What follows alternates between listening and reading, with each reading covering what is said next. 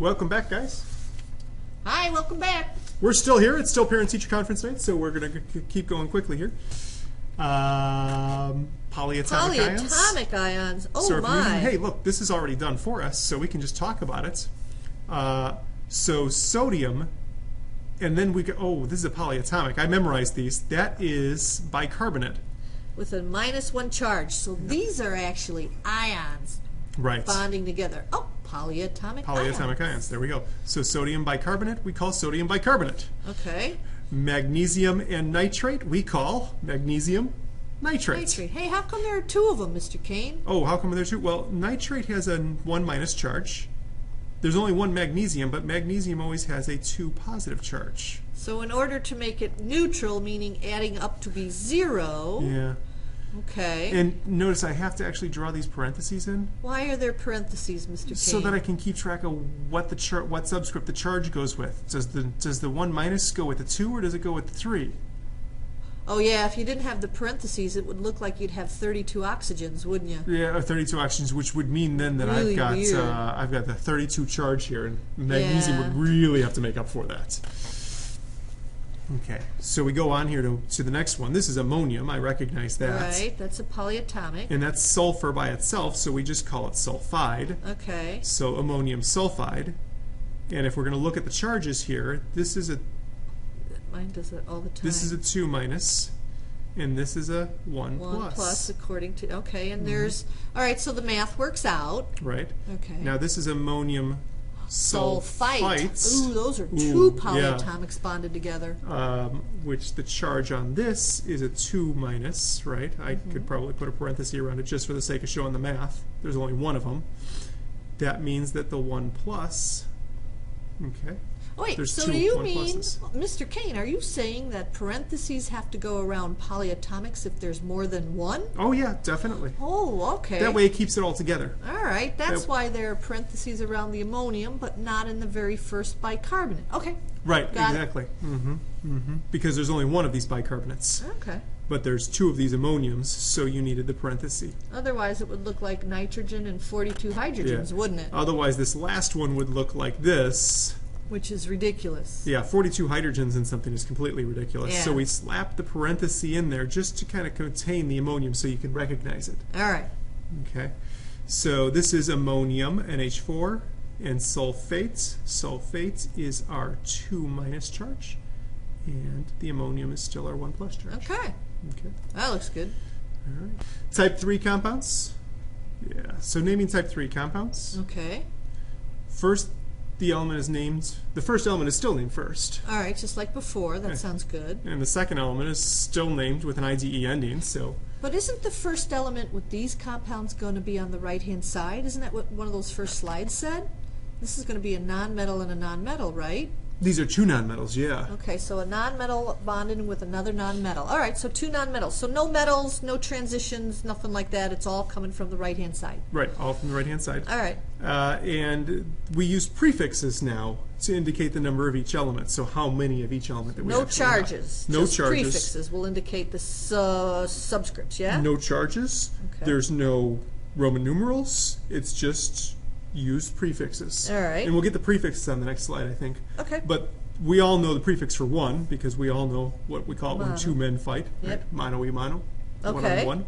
So mono is never used on the first element if it's needed. So if I had something that had 1 of the first element, I wouldn't use the word mono on it. Okay, because it's kind of understood if it's there in the formula, it's there. Right. I need it for the second element, but not for the first. All right. Okay.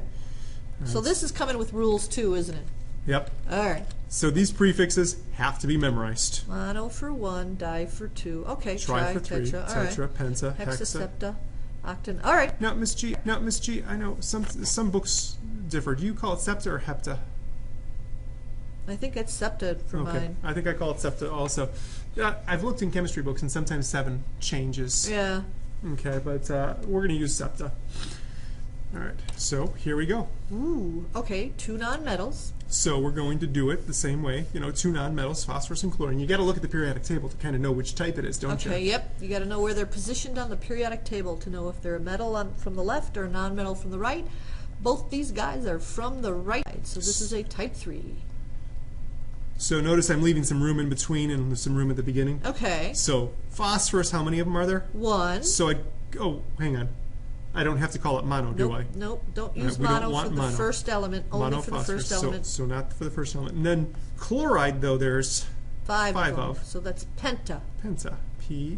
P-E-N-T-A. So it's phosphorus pentachloride. So if you wrote that name down, I would be able to write the formula. I know phosphorus is a P, and I know chloride is Cl, and Right. the penta indicates there are 5 of them. Cl with the penta, which means 5. Yeah, All right. PCl5. Hey, I got the same answer. There you go. All right. I like that. That's good. Phosphorus. Oh, we're chloride. right. Oop, put them together, and penta appears in the middle. There you go. All right. So try these examples. All right, so we're trying these examples. All right, let's see. How come hydrogen is a nonmetal?